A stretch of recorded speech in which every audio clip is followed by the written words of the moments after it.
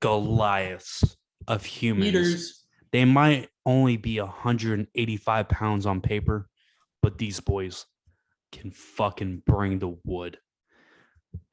Jared Cannonier versus Derek Brunson. 3 versus 4 in the middleweight division to potentially take a shot at the title next. We got the Killer Gorilla, Jared Cannonier, coming at 15-4. He's coming at 5'11 with a 77.5-inch reach. And on his other side, we have the middleweight Derek Brunson coming at 23-7. He's coming at 6'1 with a 77-inch reach. These guys are almost identical. I know I've said it 3 times already, but these are all good matchups. Derek Brunson's on a 5-fight win streak to catapult him into the top 5. Jared Cannonier has been absolutely lights out, except for his loss to Robert Whittaker, who's fighting for the title later on tonight. But Zach, wasn't Brunson or Cannonier injured in that fight? Against Whittaker, he broke his arm. Yeah. I believe the bone was ulna, but in his right hand, right around the second round, he quit throwing it because his arm was broken. And that's a big weapon of his. But this is about as good a matchup you could ever get behind the title fight. For basically any division, 3 versus 4, that's usually, fight night material. I'm hyped for this. I think this is classic power striker versus wrestler. Derek Brunson has changed up his game, and that's why he's in the top 5. He was a power puncher early on in his career, and he used his power to get knockouts. Then I think he switched camps. I'm not mistaken. Yeah, he's at ATT. Yeah, he's at Sanford MMA in Florida. Yeah, he switched from Jackson Week, I think, to Sanford and from MMA. And he changed up his whole philosophy. And it's done him good. He's basically mauled everybody in his path. However, there's a caveat, in my opinion. He's been mauling the thinner guys, the lankier strikers. He's been mauling the Edmund Shabazians, who we know has no takedown defense. He mauled Kevin Holland, who has no takedown defense. I mean, it's just interesting to see. I know he's faced other guys. I'm not sure who off the top of my head, but those are smaller guys, skinnier guys for the division. I'm not going to say smaller. Jared Cannonier, he's a former heavyweight at the limit. He was a ginormous guy. He dropped all the way down, lost every ounce of fat on his body to become a middleweight, and he's fucking ferocious. His hands are like Zach's ears, like a fucking tiger. But that was good. That was good. Yeah. Cannonier, the one thing that gives me hope and why I'm kind of picking it is he stuffed Jack Hermanson. Jack Hermanson is a tough SOB and did not stop trying for those takedowns in their fight. And even it was in Hermanson's backyard in Europe. I'm not sure how much that had to do with it, but still, he hit the uppercut, knocked him out, got the finish on the ground, and he stopped plenty of takedowns. Like, I think he stopped 4 or 5. I'm not sure. But Jack Hermanson's a tough SOB, regardless of the decision loss last week. I think Jack Hermanson's still top 10 material. I'm a little bit iffy on Hermanson after last week. I think that has to do a little bit with my opinion of Sean Strickland, because I don't think he's that great. But, Hermanson didn't impress me, but I'm using the same logic behind my pick. I'm also going to go with Jared Cannonier, I think, just because, like you said, I've never seen him be just completely vulnerable to being taken down. Obviously Brunson's a different beast. Brunson's one of the best wrestlers on the entire promotion, but, I think there's some interesting factors. Brunson said today or yesterday, he's only going to fight 2 more times, regardless of whether or not that's for a title, because I think it's pretty clear that this is the number 1 contender fight at 185. Whether or not Adesanya or Whittaker takes the belt,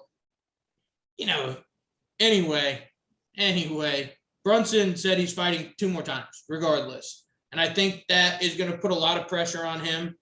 I think, Till being fat, out of shape, and having a bum shoulder or a bum knee going into that last fight. Yeah. I mean, Till looked like shit. And Darren Till still had some moments where he connected some combos against Brunson. Well, he almost knocked him out right before he got finished. And he's susceptible, man. Well, and also you gotta think about it. Darren Till was a 170er for a while. So he's also a small 185. Cannonier is a ginormous fucking human for 185. Cannonier is almost certainly, let's see. What's his reach? Can we go back to that? Because I would almost certainly be willing to say identical. That he's got a oh really? It's 77.5 to 77. But Brunson's also got really long arms too. Have you ever seen a picture of Derek Brunson? Yeah. He looks like Crash Bandicoot.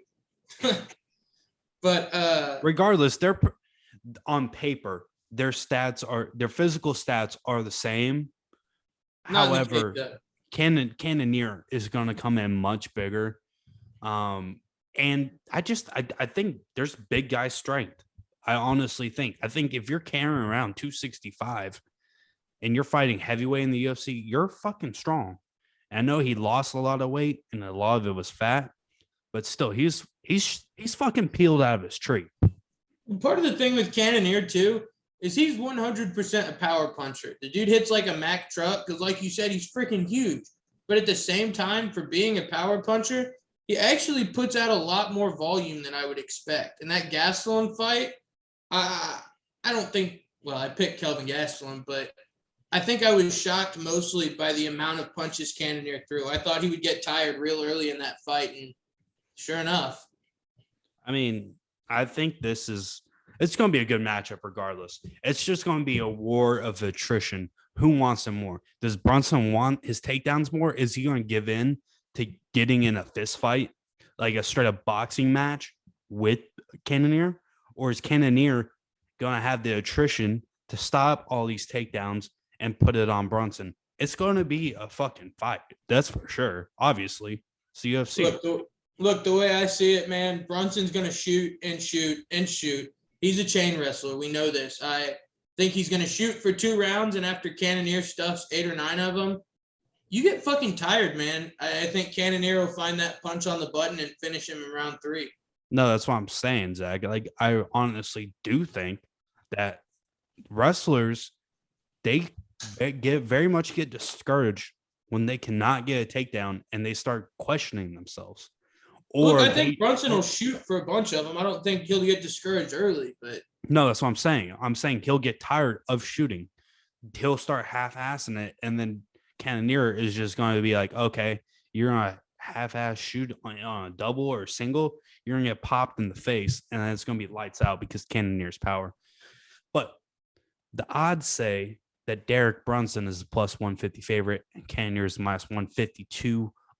Or my bad. Yeah, I'm sorry, backwards. guys. You're backwards. Derek Brunson is the plus 150 underdog, and Cannonier is the minus 152 favorite. I got that flip. My bad. For a wrestler, I think that's pretty high. That's pretty good odds.